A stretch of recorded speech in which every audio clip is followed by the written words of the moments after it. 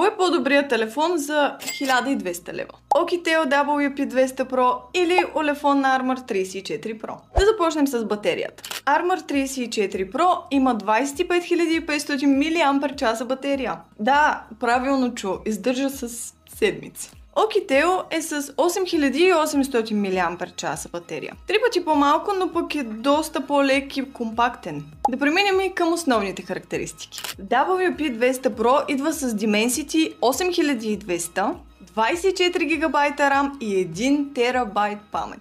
Armor 34 Pro залага на MediaTek Dimensity 7300, 16 ГБ RAM и 512 ГБ памет. По-скромно, но напълно достатъчно за повечето потребители. Камерите.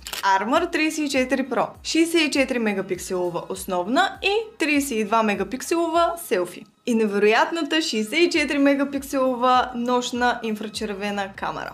Oukitel 108 мегапикселова основна и 32 мегапикселова селфи. Armor 34 Pro тук има предимство с нощната камера, но пък Oukitel блести с повече пиксели и по-добра резолюция. И накрая нека да разгледаме и някои готини функции. Oukitel WP200 Pro има Bluetooth слушалка, която можеш да превърнеш в смарт часовник, буквално 3 устройства в едно. Armor 34 Pro обаче има вграден прожектор, с който можеш да прожектираш филми и сериали.